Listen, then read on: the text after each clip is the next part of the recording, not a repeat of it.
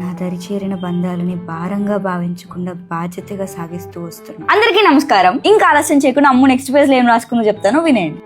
ఇన్ని సంవత్సరాల తర్వాత అస్సలు రాయాలని లేదు, రాయలేకపోతున్నా కూడా, కానీ రాసుకోవాలి. జీవితంలో జరగాలని ఊహించి నా చేతులతో రాసుకున్న రాతలన్నీ నా చేతిలో గీయబడని గీతల్లా మారినా వాటిని జ్ఞాపకాలుగా మిగుల్చుకొని గీసిన గీతలను గౌరవిస్తూ దరిచేరిన బంధాలని భారంగా భావించకుండా బాధ్యతగా సాగిస్తూ వస్తున్నా. అమ్ము ఓర్పుకి ఎంత పొగినా తక్కువే. ఇవాళ మా పక్క పోషిన ఆవిడ హాస్పిటల్ కి తోడు వస్తారా, ఒక 1 hour లో వచ్చేద్దామంటే వెళ్ళా. Fernandes hospital. డాక్టర్ రూమ్ లోకి వెళ్తుండగా ఎవరో చెయ్యి పట్టుకొని లాగారు. ఎవరా అని వెనక్కి తిరిగి చూస్తే ఎలా ఉన్నావురా అంటూ అక్క. ఎన్ని సంవత్సరాలైందిరా నిన్ను చూసి అంటూ పలకరించింది. నాకు ఎలా రియాక్ట్ అవ్వాలో తెలియక ఆ అక్క తోడుగా వచ్చాను, లోపలికి వెళ్ళి వస్తా అంటూ చెయ్యి విడిపించుకొని వెళ్ళిపోయా. వచ్చే వరకు ఉంది, నీతో మాట్లాడాలి అంది. లేదక్క తనకి తోడుగా వచ్చాను అంటే, పర్లేదులే ఆటోలోనేగా నేను వెళ్తాను, మీరు మాట్లాడి రండి అంటూ తను వెళ్ళిపోయింది. స్వామి అని నోరు జారి మరలా సార్ ఎలా ఉన్నారు అని కవర్ చేసుకొని అడుగుతుండగానే నా అరచేయి గట్టిగా పట్టుకొని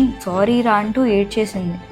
ఏమైందక్క, ఎందుకు ఏడుస్తున్నావు అంటే, నన్ను ఆపకు, ఎన్నాళ్ళ నుండో ఇలా నేను సారీ అడగాలని వెయిట్ చేస్తున్నా అంది. అసలు విషయం ఏంటి, నువ్వు నన్ను సారీ అడగటం ఎందుకు అంటే, చాలా తప్పు చేశాను, ఈ విషయంలో ఫలితం ఇప్పుడు అనుభవిస్తున్నా అంటూ గట్టిగా ఏడుస్తూనే ఉంది. అందరూ మనల్నే చూస్తున్నారు, అలా ఏడవకక్క, అసలు ఏమైందో చెప్పు, అందరూ బానే ఉన్నారు కదా అంటూ అడిగా. ఆ రోజు నిన్ను పెళ్లి చేసుకుంటా అని శ్రీ చెప్పగానే మామయ్య అత్తయ్య చాలా సంతోషంగా లక్షణంగా ఉందిరా, నీకు సరైన జోడి, అంతేకాదు నా ఫేవరెట్ స్టూడెంట్ కూడా, నా తరువాత నా రెస్పాన్సిబిలిటీస్ టేక్ ఓవర్ చేయగల క్యాపబిలిటీ ఉన్న పిల్లరా. అయినా ఆడపిల్లలకి ఆమడ దూరంలో ఉండే నువ్వు ఆ అమ్మాయిని ప్రత్యేకంగా ఇంటికి పిలిచినప్పుడే అనిపించింది, కానీ నీ నోటితో చెప్పించాలనే మేమిలా పెళ్లి ప్రస్తావన తీసుకొచ్చామంటూ హత్తుకున్నారు. మేము చెప్పాం కదా నీ ఇష్టం అందరినీ మెప్పించేలాగా ఉంది అంటూ బామ్మ.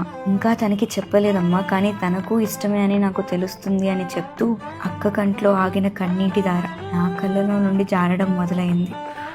మీ అందరికి ఎలా అనిపిస్తుందో నాకు తెలియదు, కానీ నాకైతే ఒళ్ళు మండిపోతుంది. అసలు అక్కడ ఆ రోజు జరిగింది ఏంటి, ఆవిడ అమ్ముతో చెప్పింది ఏంటి, లిటరల్లీ ఒక్క అబద్ధంతో అమ్ము జీవితాన్నే కూల్చేసింది. అసలు ఆవిడే అలా చేయకపోయి ఉంటే అమ్ము స్వామి చక్కగా పెళ్లి చేసుకునేవాళ్ళు. కానీ అంతా అయిపోయాక ఇప్పుడు తెలుసుకొని మాత్రం చేసేది ఏముందిలే కానీ, బట్ అక్కడ స్వామికి ఇష్టం లేకపోయినా, పోనీ వాళ్ళ ఇంట్లో ఇష్టం లేకపోయినా, పోనీ అమ్ముకి ఇష్టం లేకపోయినా చెడిపోయిందంటే ఒక అర్థం. మధ్యలో వీళ్ళకి వచ్చిన బాధ ఏంటో, అసలు ఎంత కూల్గా ఉందామని నా కోపం చల్లారట్లేదు. అసలు ఆవిడ చేసిన దానికి అమ్ముని ఎన్ని సారీలు అడిగినా తక్కువే. ఇదంతా తెలిసిన తర్వాత అమ్ముకు దండేసి దండం పెట్టచ్చు. ఇంకా ఆవిడ అమ్ముతో ఏం మాట్లాడిందో, ఇన్ని సంవత్సరాల తర్వాత అమ్ము బాధ కొంచెమైనా తగ్గిందో లేదో, ఇదంతా తెలియాలంటే నెక్స్ట్ పేజ్ చదవాల్సిందే. మరో పేజీతో మళ్ళీ కలుసుకుందాం. ఇక సెలవు.